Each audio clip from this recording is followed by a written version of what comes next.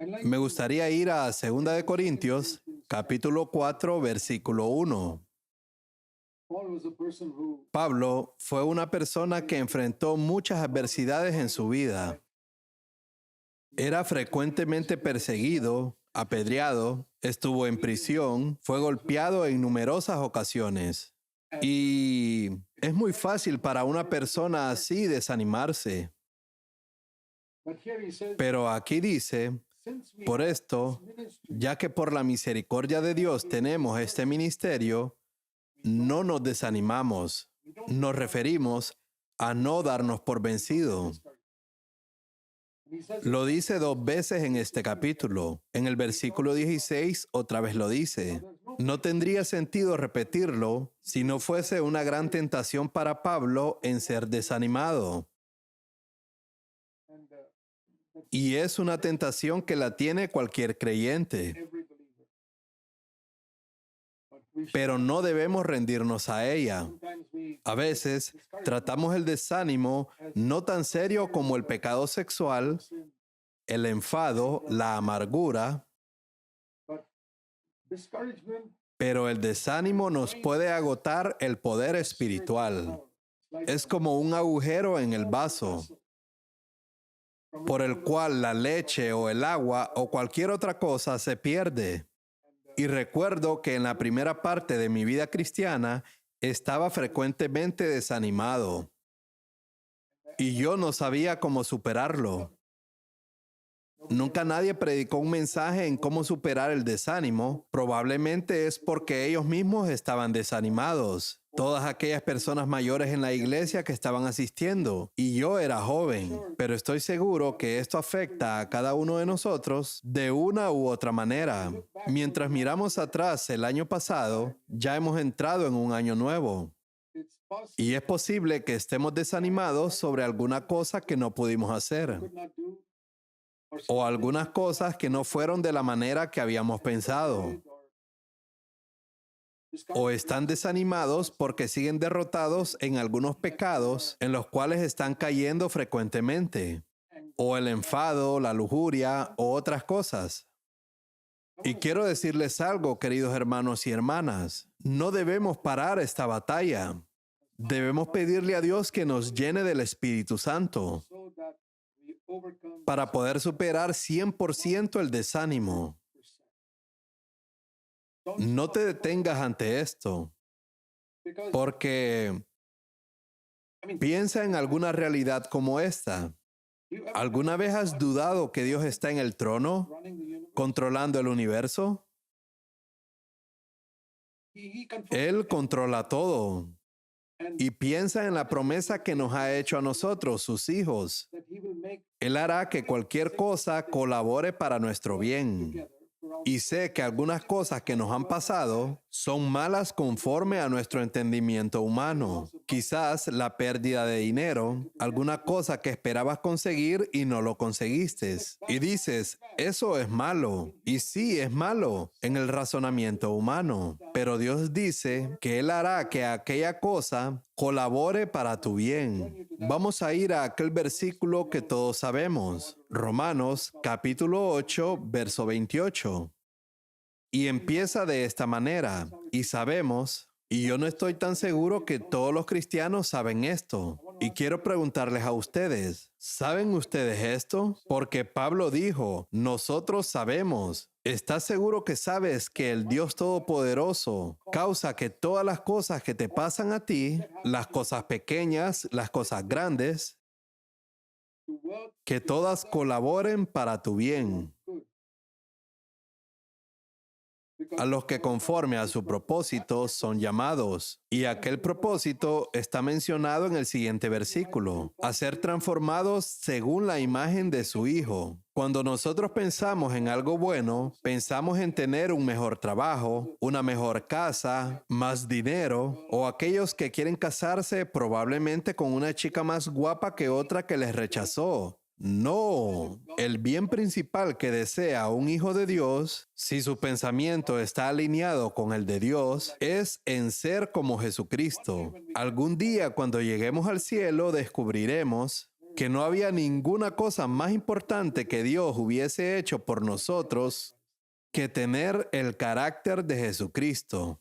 Creemos que haciéndonos millonarios o tener una perfecta salud hasta los 100 años o una casa bonita para vivir o cualquier cosa absurda que la gente busca, como un mejor coche, una mejor vivienda, nada de estas cosas se comparan con ser más como Cristo. Y si no lo has entendido ahora, lo entenderás cuando llegues al cielo. Y será demasiado tarde, porque aquí dice que Dios tiene un propósito para nuestras vidas. ¿Cuál crees que fue el propósito de Dios para ti durante este tiempo, estos años que han pasado? No fue que tu salario creciera, no fue para darte una promoción laboral o un mejor trabajo o una mejor casa, sino que fue para hacerte un poco más parecido a Cristo este año, comparado con el año pasado. Ese fue el plan de Dios. Ahora bien, si ese plan fue cumplido o no, eso no lo sé. Pregúntate a ti mismo. Pregúntate si has superado pecados como el enfado, la amargura, la murmuración. Y si tienes dudas, pregúntale a tu esposa o a tu esposo. No le preguntes a hermanos de la iglesia, porque en la iglesia todos se comportan bien y todos piensan que son santos perfectos. Aquellos que están en casa nos ven exactamente como somos. Así que no nos desanimemos. Volvamos a 2 Corintios capítulo 4, versículo 1. Por lo cual, teniendo nosotros este ministerio, según la misericordia que hemos recibido, no desmayamos. La primera palabra en el capítulo 4, versículo 1, es por lo cual. Saben que cada vez que ven esta palabra, por lo cual, debemos saber por qué está allí. Eso significa que está conectado con el versículo anterior. ¿Y qué es el versículo anterior?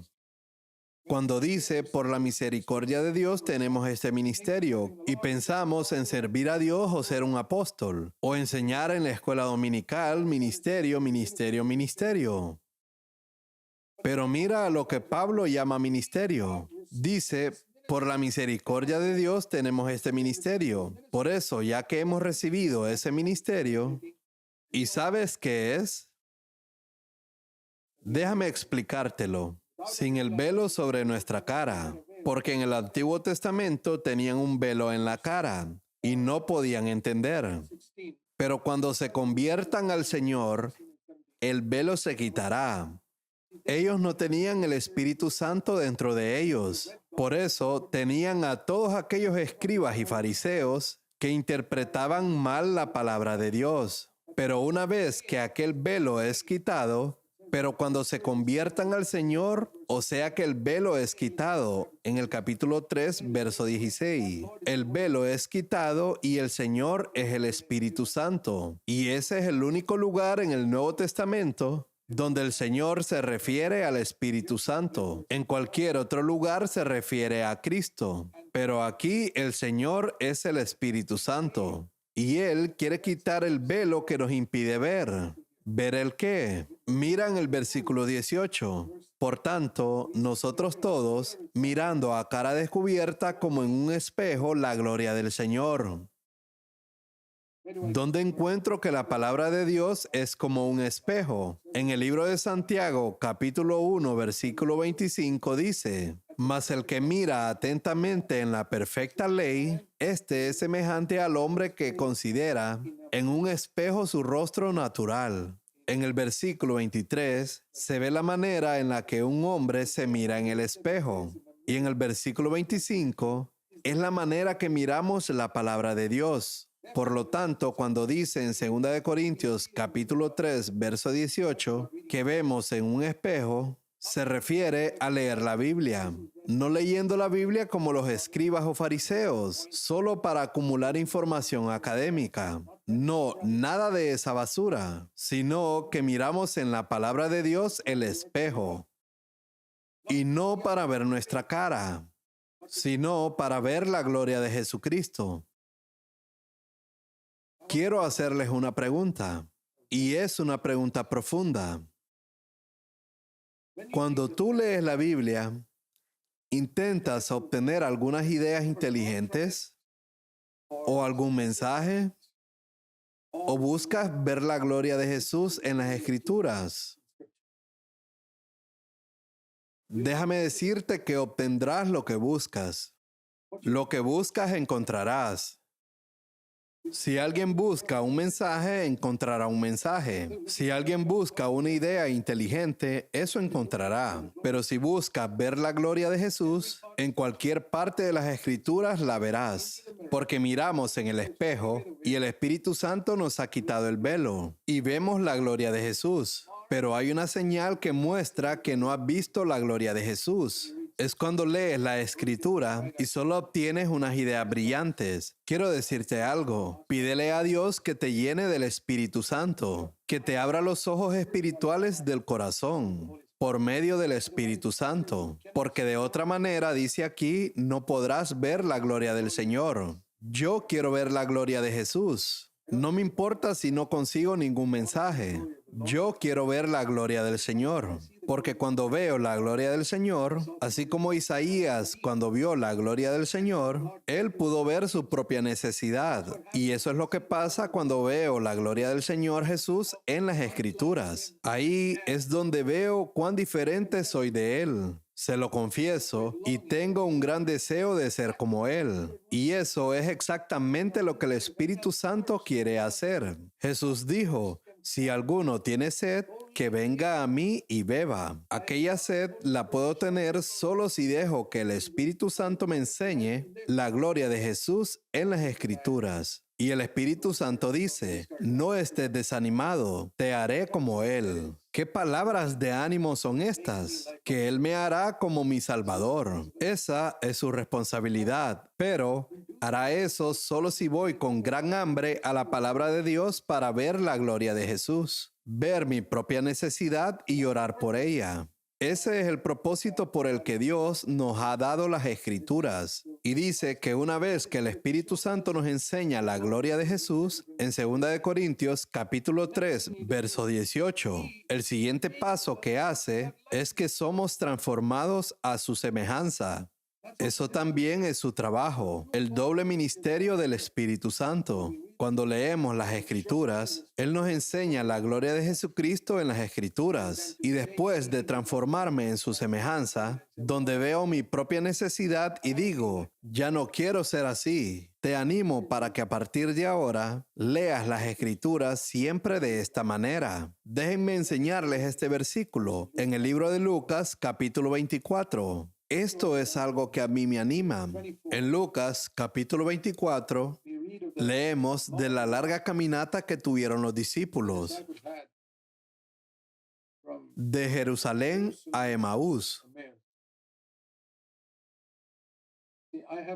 Tengo la costumbre cuando leo sobre algunos nombres de lugar, principalmente en los evangelios, voy a los mapas en la parte de atrás de la Biblia y miro dónde está Jerusalén y dónde está Emaús. O cuando leo que José y María viajaron desde Nazaret a Jerusalén, miro al mapa y me pregunto, ¿cuánto tiempo se tarda? O cuando Jesús viajó de Galilea a Nazaret y descubro que tardaron 3 días. Cada vez que dice que Jesús viajó a Jerusalén, tardó 3 días de ida y 3 días de regreso. Hay muchas cosas interesantes cuando miras un mapa o cuando lees en Juan capítulo 4 que los judíos no pasan por Samaria. La ruta directa desde Jerusalén a Galilea era por Samaria. Pero los judíos no atravesaban Samaria porque los samaritanos no eran judíos de verdad. Ellos eran las personas conquistadas por los asirios, eran personas de casta baja. Y los fariseos, los judíos, pensaban que eran de una casta alta. Miraban con desprecio a los samaritanos porque eran de casta baja y preferían ir por la ruta larga para no pasar por Samaria, aunque tomaba más tiempo. Pero no querían pasar por esa ciudad de casta baja. En Juan capítulo 4 vemos algo interesante. Jesús tenía que pasar por Samaria y allí pasó algo muy interesante. En el libro de Lucas, capítulo 24, versículo 14, dice que estos dos discípulos caminaban de Jerusalén a Emaús y dicen que eran unos 11 kilómetros. Recuerda que hace 2000 años no tenían ningún método preciso para medir las distancias. Así que mirando los mapas, ahora descubro que de Jerusalén a Emaús hay 16 kilómetros y no 11 kilómetros. Este es un dato curioso. Entonces, estas dos personas caminaron 16 kilómetros que les habrá costado 4 horas caminando a un ritmo suave, de Jerusalén a Emaús. Y luego dice que Jesús se unió a ellos. Y dice que mientras estaba con ellos, y este es el versículo que quiero enseñar. El versículo 27 de Lucas, capítulo 24, les explicó lo que se refería a él, comenzando por Moisés y por todos los profetas. Moisés escribió los primeros 5 libros. A los profetas se refiere hasta Malaquías. Así que el versículo 27, empezando por Génesis hasta Malaquías, Jesús les explicó en todos estos 39 libros todas las cosas sobre él. Él les enseñó la gloria de Cristo en los 39 libros del Antiguo Testamento. Me acuerdo cuando leí eso hace mucho tiempo. Yo dije, Señor, tú eres el mismo. Quita el velo de mis ojos y enseña la gloria de Jesús. Yo quiero ver la gloria de Jesús en cada página porque esa es la voluntad de Dios para mí. Y dice allí que cuando llegaron a la casa, ellos dijeron en el versículo 32, ¿no ardía nuestros corazones mientras conversaba con nosotros en el camino y nos explicaba las Escrituras? Esto es lo que pasa cuando el Espíritu Santo nos enseña la gloria de Jesús en las Escrituras. Nuestros corazones arden. Y la ventaja de que nuestros corazones ardan, cuando vemos la gloria de Jesús en las Escrituras, es que podemos compartir aquello con otras personas. Y tendrás un ministerio donde harás que otros corazones ardan, porque tu corazón ardió primero, a través de ver la gloria de Jesús. Este siempre ha sido mi deseo. Recuerdo cuando leí eso y dije, Señor, qué fantástico estudio bíblico fue eso. 4 horas, 16 kilómetros. 4 horas de estudio bíblico y no se aburrieron. Todas esas 4 horas sus corazones estaban ardiendo, ardiendo, ardiendo. Recuerdo, comencé a orar a Dios cuando vi eso. Y le dije, Señor, ¿me puedes dar un ministerio como ese? Que cuando hable la palabra de Dios, los corazones de la gente ardan con el fuego del Espíritu Santo. El Espíritu Santo trabajó en Jesús. Todo es en función de tu fe. Cuando no tenemos fe decimos, lo que Dios hizo por Jesús no lo hará por mí. Cantamos esa canción que dice, lo que hizo por Jesús lo hará por ti. Tenemos que tener fe, porque lo que el Espíritu Santo hizo a través de Jesús, puede hacerlo a través de nosotros también. Pueda que no te llame a ser un evangelista, pero todos podemos ser testigos. Él no ha dicho que tenemos que ser todos maestros de la Biblia, pero Él dijo que cuando el Espíritu Santo venga sobre nosotros, todos seréis mis testigos. Y eso solo puede pasar si dejamos que el Espíritu Santo nos enseñe la gloria de Jesús en las Escrituras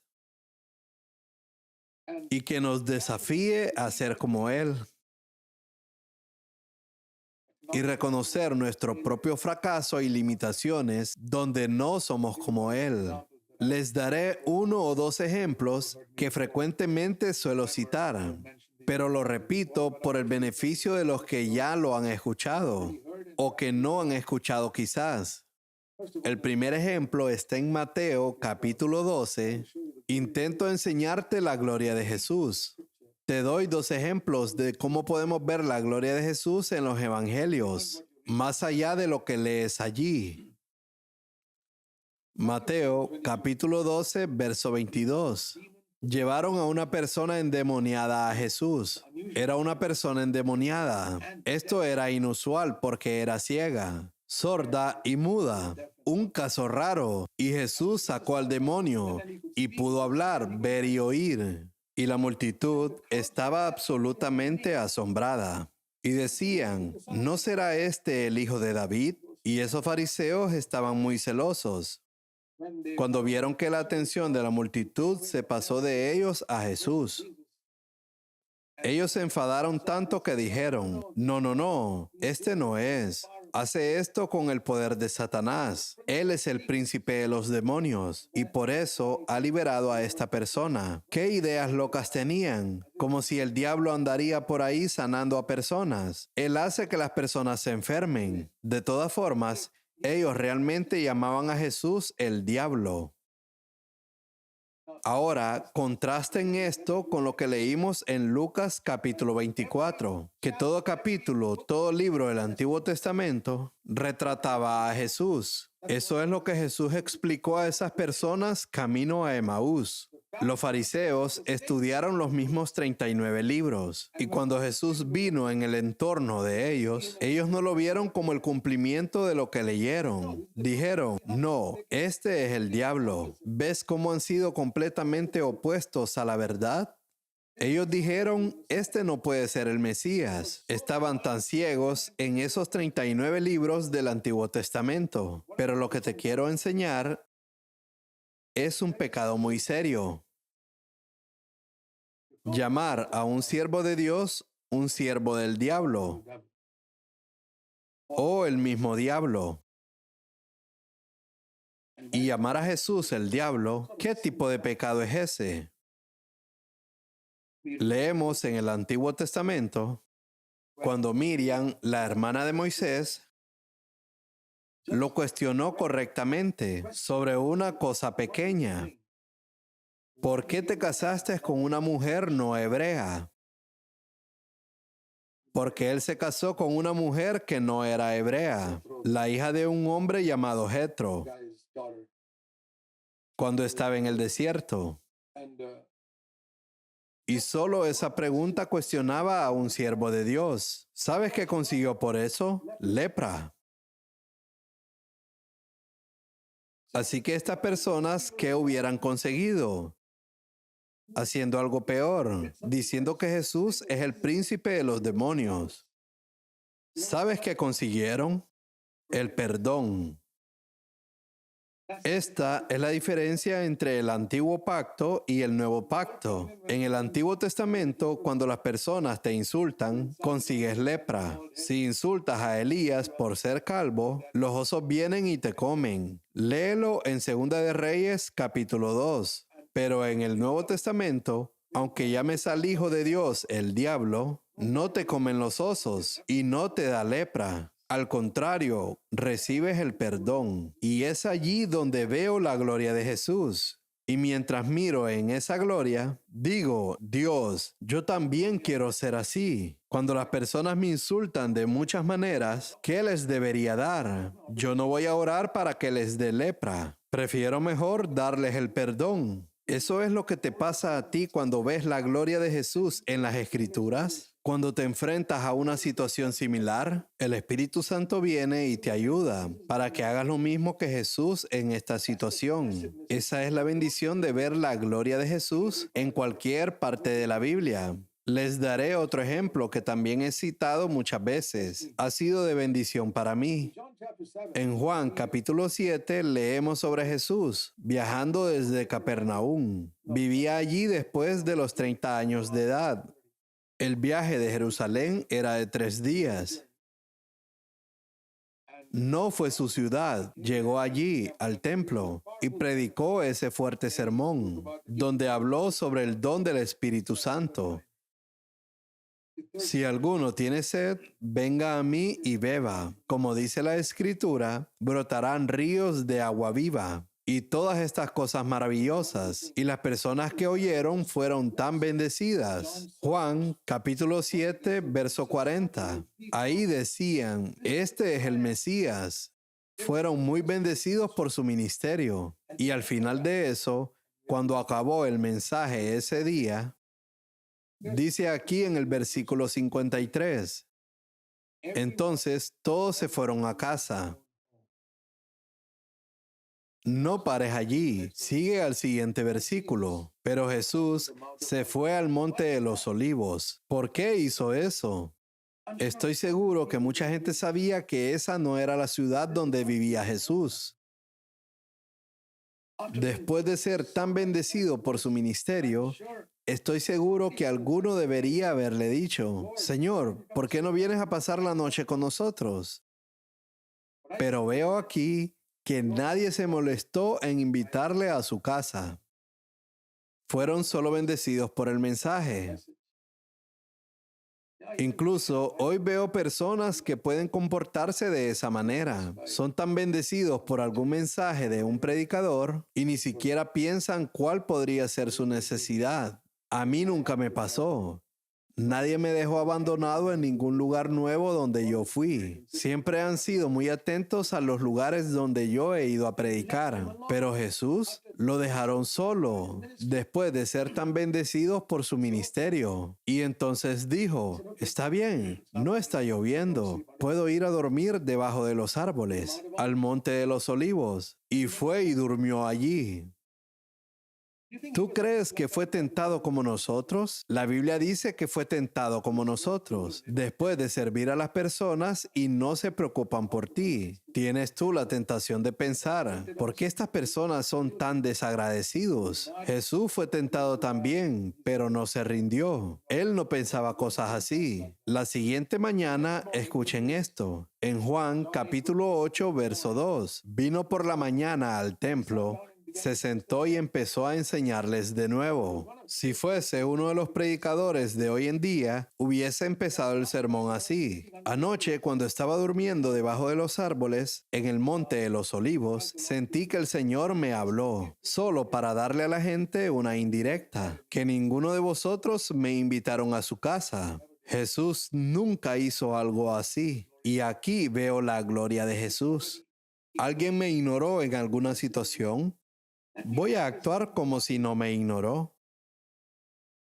¿Alguien me ha ofendido de alguna manera? Pues voy a comportarme como si no me han ofendido. Qué maravilloso es ver la gloria de Jesús en estas cosas pequeñas. Nunca llames la atención hacia ti si alguien te ha ignorado, o te han despreciado, o te han abandonado. Di no, no quiero llamar la atención sobre mí. He tenido un tiempo maravilloso debajo de los árboles, un tiempo maravilloso de comunión con Dios. Gracias a Dios nadie me invitó a su casa. He podido pasar un tiempo con mi Padre. Estos son pequeños ejemplos si quieres ver la gloria de Dios, si estás apasionado por ver la gloria de Jesús en cada página de las Escrituras. Porque el Espíritu Santo te enseñará y Él te va a transformar a su semejanza. Esto es llamado ministerio. Ministerio no solo es predicar. Ahora volvamos donde hemos comenzado. Hemos visto 2 Corintios capítulo 4, verso 1.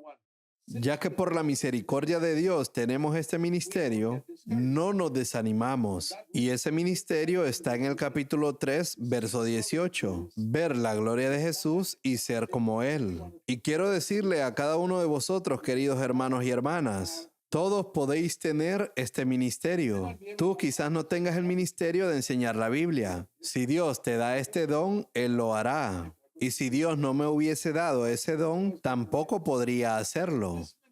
Pero este ministerio de mirar las Escrituras y ver la gloria de Jesús y ser transformados a su semejanza es para cada uno de nosotros. Y aquí es donde te he hablado sobre el desánimo.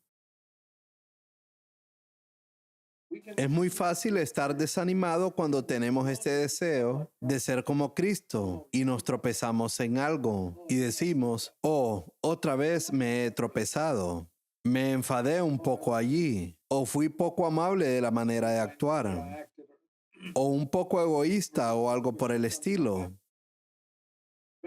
Cuando tenemos el corazón puesto en ser como Cristo, y esto es lo que enseñamos en todas nuestras iglesias, es muy fácil ser desanimado y no debemos desanimarnos. A eso debemos llegar. Ahora bien, si no tiene ningún interés de ser como Cristo, así como muchos otros cristianos que dicen, he aceptado al Señor hace 25 años y ahora tengo un pasaporte para ir al cielo, y no importa cómo vivo, esas personas nunca son desanimadas. Me pregunto si ese tipo de personas es convertida, pero tú no eres así.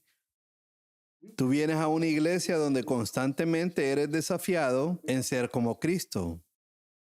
Por lo tanto, tú estás más en peligro si te lo tomas en serio. El ser desanimado, en comparación del otro que no tiene ningún interés de ser como Cristo. No le importa si está igual de derrotado al final del año como era al principio del año. Pero una persona que sigue al Señor se examina la vida al final de año y dice, ¿por qué, Señor, sigo derrotado de la misma manera que al principio de este año? Estoy desanimado. Es como un niño que ha reprobado alguna materia y tiene que estar en el mismo curso el año siguiente. El mismo curso. Me pregunto si tenemos ese deseo de progresar. Creo que deberíamos tenerlo, de parecernos más a Cristo. Pero no debemos estar desanimados, no perder el entusiasmo. Tenemos este ministerio de mirar las Escrituras y ver la gloria de Jesús y ser como Él. Y a veces tropezamos. Vamos a seguir luchando. Eso es lo que quiero decir. Pablo tuvo tal pasión que gradualmente vio que era más como Cristo, pero no en un periodo de un año, sino que en periodos más cortos. Esto es lo que me reta a mí. Por ejemplo, en el versículo 16 dice otra vez, no nos desanimemos. 2 veces en el mismo capítulo dice, no perdamos el entusiasmo, no nos desanimemos. La tentación de ser desanimado la tuvo Pablo, pero no se sometió a ella. Está bien, he tropezado, pero no me voy a rendir. Al final de su vida, Pablo perdió su temperamento una vez. Le gritó al gran sacerdote en el tribunal y le llamó pared blanqueada. Pero tan pronto como lo dijo, pidió perdón inmediatamente. Esto es una cosa sobre él, que era rápido en tener la conciencia limpia cuando tropezaba. Y no empezó a lamentarse. Oh, he fallado, he fallado. Él se hubiera desanimado. No nos desanimemos, dice el versículo 16. Aunque por fuera nos vamos desgastando, su cuerpo por dentro nos va renovando día tras día. Es un estándar muy elevado. Cuando he leído eso, he pensado, yo intento hacer un progreso en un año. Y Pablo estaba pensando en hacer progreso en ser como Cristo cada día. Nosotros pensamos, bueno, si hacemos un poco de progreso en el año, al final, respecto al principio, nos felicitamos a nosotros mismos. Pero Pablo dice, yo no estoy contento con eso. Nuestro interior es renovado, más parecido a Cristo cada día. ¿Crees que es posible? No de un día para otro. Estoy seguro que Pablo no empezó su vida cristiana así, pero Pablo era así de apasionado y seguidor que una cosa dijo que hace, olvidando lo que queda atrás y esforzándome por alcanzar lo que está delante. Y su vida se convirtió en ser más como Cristo cada día. Es un tremendo reto. Me acuerdo cuando lo leí y dije, Señor, no llegaré allí de un día para otro, pero sé que ese es mi objetivo, que sea más parecido a Cristo hoy en comparación a ayer, y un poco más como Cristo mañana comparado con hoy. ¿Y cómo sucede eso? Te lo voy a decir. Si hay una cosa que podemos hacer cada día, es juzgarnos a nosotros mismos. Hay una tendencia interna en la raza de Adán, en cualquier hijo de Adán, de encontrar alguna culpa para juzgar a otros. Es algo que tenemos que crucificar. Eso es parte de la carne. Y debería decir, Señor, quiero darle la vuelta y utilizar esta facilidad para juzgarme a mí mismo. No para mirar en nuestro interior, no.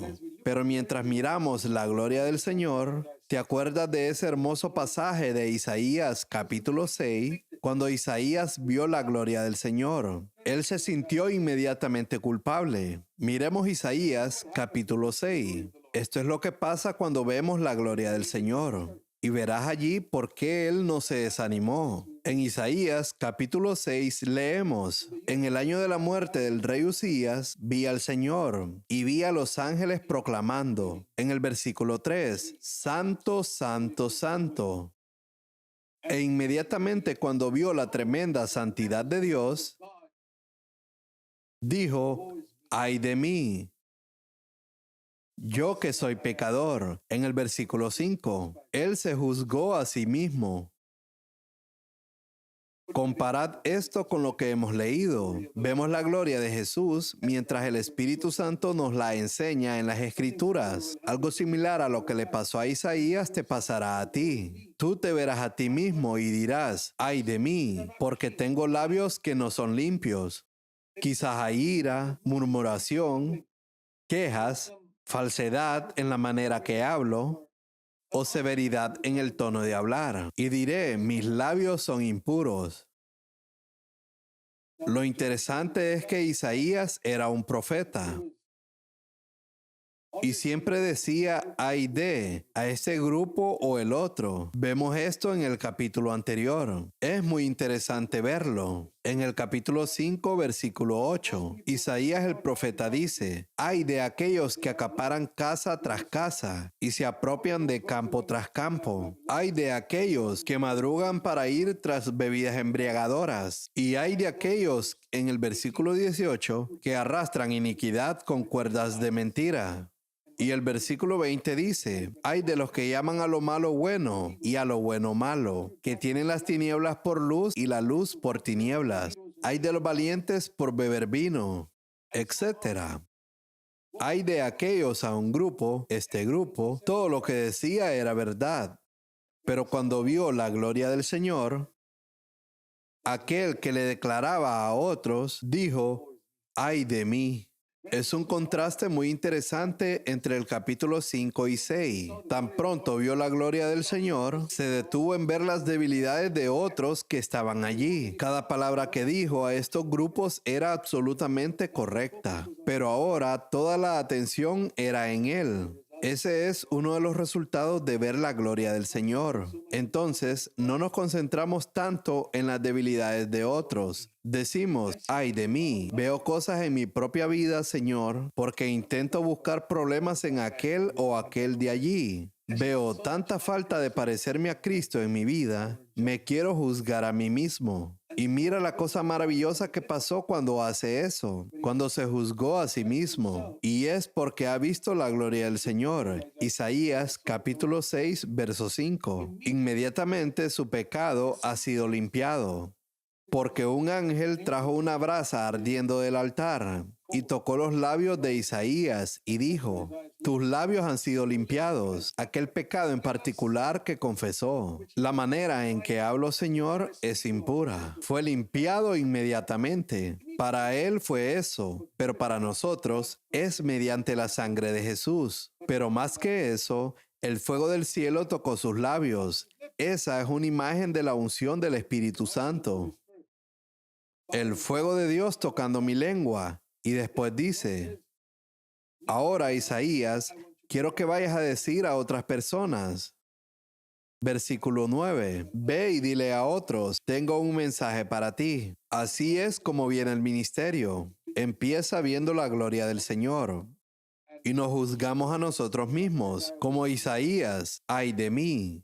Y estoy limpio mediante la sangre de Cristo. Con el pecado que confieso, el fuego de Dios me toca. Estoy bautizado con el Espíritu Santo y fuego.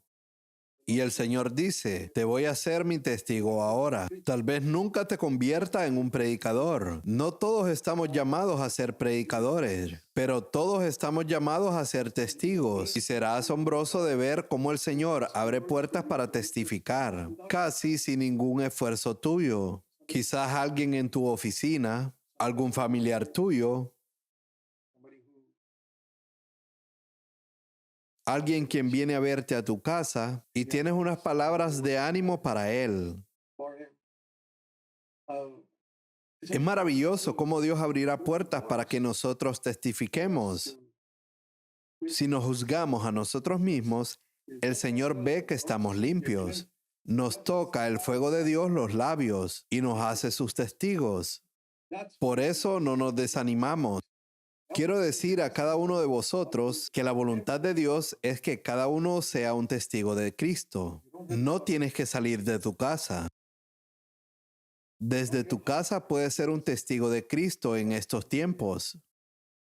Por medio del teléfono, puedes enviar un correo electrónico o solo una frase puede animar a alguien. Eso es ser testigo de Cristo. Y si estás en contacto con el Señor te dará esa frase que aquella persona necesita, la cual te ha llamado o con la que estás hablando. Nunca olvidaré cuando era joven. Hace 50 años, y estaba luchando para que Dios me dijera lo que tengo que hacer. Y un hombre mucho mayor, un hombre espiritual, puso su mano en mi hombro y me dijo, Dios tiene un plan para tu vida. Y me animó. ¿Cómo sé que no he olvidado eso después de 50 años? He olvidado tantos maravillosos mensajes que la gente ha predicado, pero no me he olvidado nunca de una palabra profética. Solo fueron unas palabras. La profecía me animó tanto. No lo sé, pueda que Dios haya visto que estaba desanimado y usó a ese hermano para poner una palabra en mi corazón, para motivarme. Dios tiene un plan para mi vida. Maravilloso. Así que no necesitas largas predicaciones para animar a la gente. Mucha gente aburren a las personas con largas predicaciones, pero puedes animar a una persona con solo una frase. Si ves la gloria del Señor y confiesas tu pecado, y paras de decir sentencias a todos a tu alrededor, y dices, Señor, déjame juzgarme a mí mismo. El fuego de Dios tocará tus labios y te dará quizás una frase para decirla a alguien que te llama al teléfono o a alguien que le escribes un correo electrónico y el Señor te pedirá, añade esta frase al final de ese correo. Nunca sabrás qué provocará en la otra persona. Primera de Pedro, capítulo 4 dice, porque es el tiempo, versículo 17. Es un versículo muy importante, porque es tiempo de que el juicio comience, no que juzguemos a otras personas, no, por la familia de Dios, con nosotros. Y mira este hermoso versículo, con nosotros primero.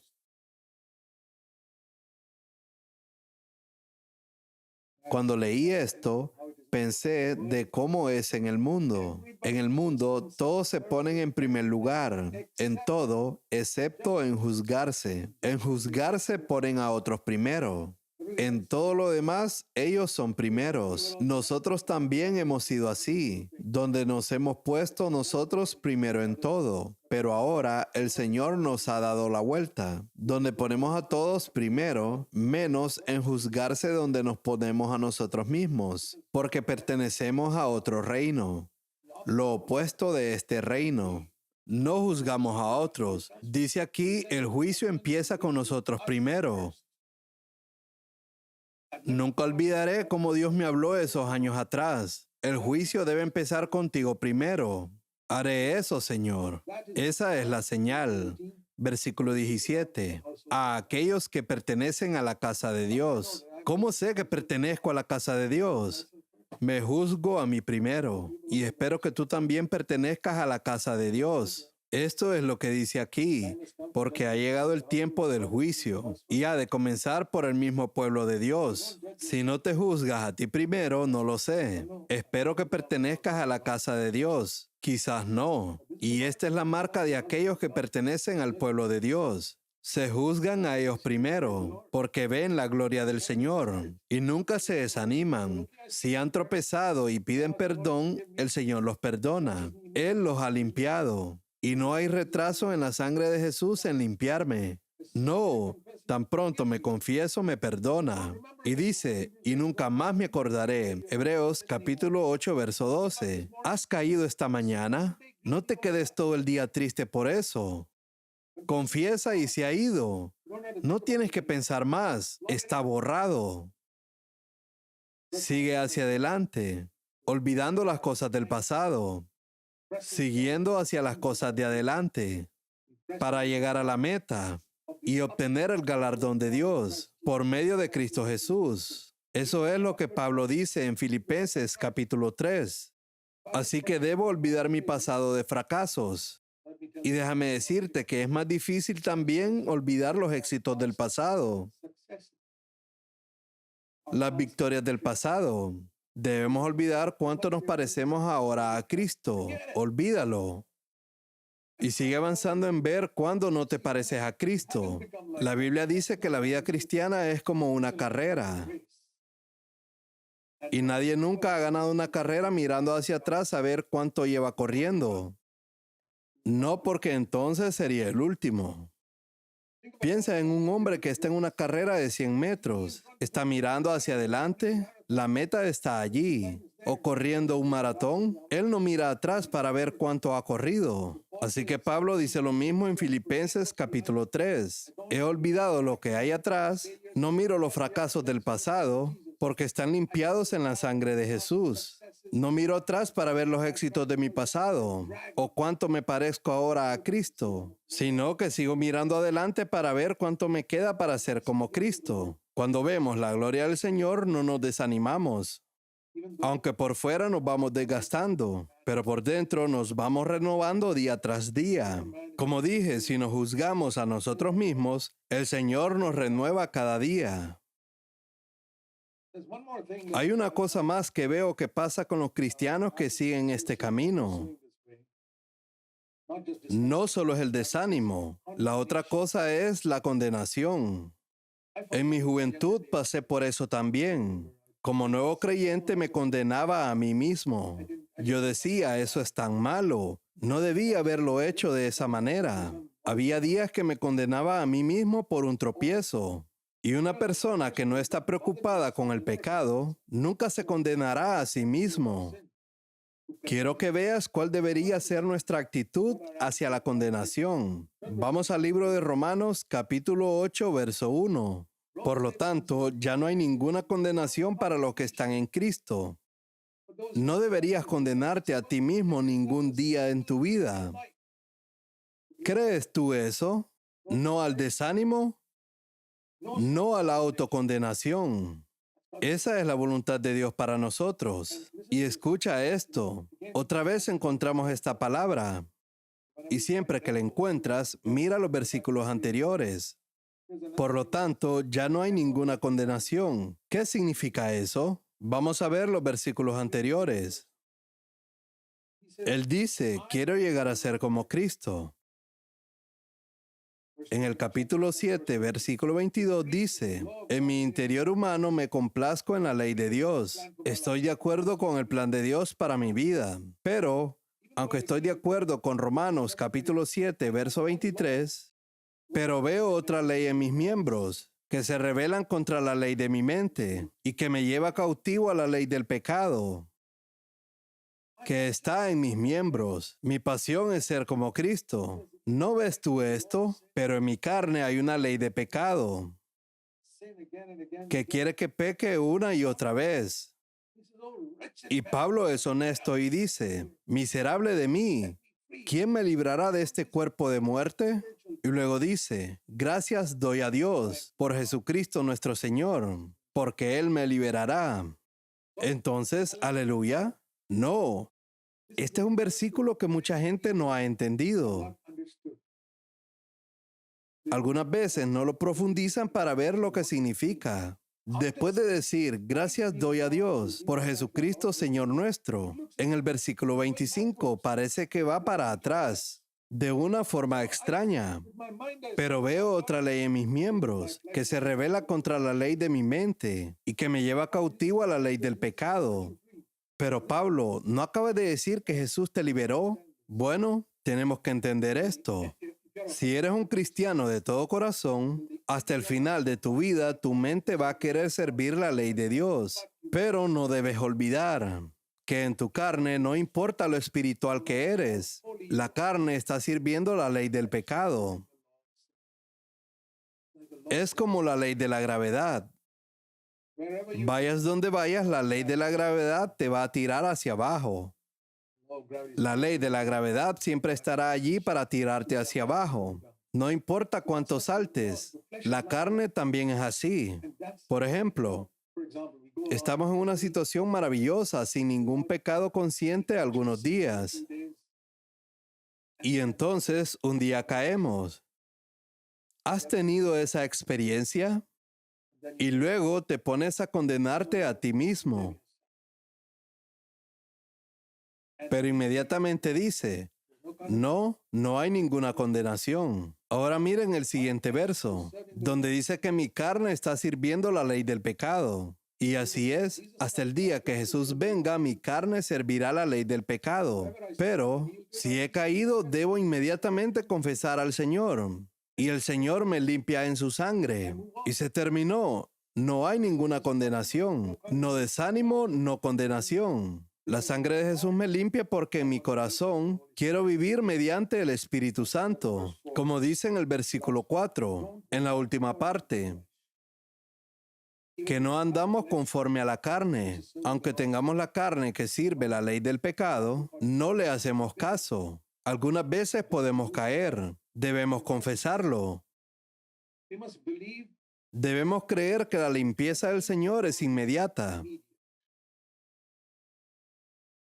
Muchas veces ese era un problema que tenía en mi juventud. Pensaba que si pecaba debería estar desanimado todo el día o condenarme todo el día. Creía que de esta manera el Señor estaría feliz. Esto es una locura. Lo que realmente hacía es deshonrar la sangre de Cristo. Pero si cuando te tropiezas, supongamos que has tropezado y estabas determinado que no te ibas a enfadar toda la semana y un día explotas y estás molesto y luego piensas que te vas a limpiar si pasas un día completo desanimado o condenándote. No. Debes confesarlo, pide al Señor Jesús que te limpie en su sangre y sigues hacia adelante. Si te resbalas o caes en una acera, no te quedas ahí, te levantas y sigues adelante. Eso es lo que dice.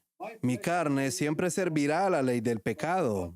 Si he caído, confieso y sigo adelante. Pero no me voy a quedar allí sintiéndome melancólico, triste porque he caído, porque no hay condenación. Así que mientras miramos hacia el año pasado, te das cuenta que pudiste avanzar un poco más si hubieses eliminado el desánimo y también la condenación de tu vida completamente. Asegúrate de eliminarlos este año. Tan pronto como has pecado, confiésalo al Señor. Eso es lo que debes hacer. Arrepiéntete y dile al Señor, no lo quiero volver a hacer otra vez. Pero cuanto más te condenas, más desanimado vas a estar y más caerás en el pecado. Este año determina una cosa, que no habrá más desánimo en tu vida. Y ya no habrá más autocondenación. Te quiero enseñar algo más. ¿Has visto las señales que dicen no entrar? Muchas veces las vemos en la carretera. Mira esto. Este es el tipo de señal que debes tener enfrente de ti durante todo el año. Hay dos carreteras que nunca debes de entrar. Y se llaman desánimo y autocondenación. Y así como eres muy estricto en obedecer estas señales de tránsito, mientras conduces el automóvil, la próxima vez que veas una señal que dice no entrar en algún lugar, recuerda esto, que también en tu vida debe haber una señal de no entrar para estas dos carreteras. Nunca, nunca entres. No incumplas la ley del Espíritu Santo, porque creo que esto ha dificultado que muchos cristianos hayan progresado espiritualmente. ¿Cómo lo sé? Porque a mí me dificultó durante muchos años atrás. Y cuando era joven no tenía un padre espiritual, el cual pudiera guiarme o para enseñarme. Y doy gracias a Dios que me enseñó, pero me tomó mucho más tiempo. Pero no os tiene que tomar tanto tiempo a vosotros, los jóvenes. pueden entrar en esta vida más rápido, porque tienen el privilegio de ser parte de una iglesia que les enseña estas verdades, que muchos otros no escuchan en sus iglesias. Debemos estar agradecidos con Dios por nuestra iglesia. No des por sentado. Debes estar agradecido por estas reuniones en Zoom. Aún en medio de este tiempo, aunque estamos encerrados por la pandemia, esto no impide tu progreso espiritual. No impide ni siquiera vuestra comunión. Demos gracias a Dios por eso. Así pues, vamos a decir como el apóstol Pablo, no nos desanimamos este año. No habrá condenación. En otras palabras, aún no soy como Cristo. Estoy preparado en reconocerlo ahora mismo, pero seré un poco más como Él, conforme pasa el tiempo. Voy a quitarle una capa a esta cebolla de mi propia vida. Cada vez que descubro, sigo despegando una capa, despegando, pareciéndome cada vez más y más a Cristo. Esa es la voluntad de Dios para ti. Y quiero decirte que el Espíritu Santo está dispuesto para ayudarte a ir por ese camino. ¿Qué más necesitas? Queridos hermanos y hermanas, por favor, estar animados. No es siempre fácil de expresar la carga de mi corazón en palabras. Las palabras son tan limitadas, pero le pido al Espíritu Santo que te interprete a ti lo que yo no he podido explicar demasiado claro. Que Dios les bendiga. Gracias. Amén.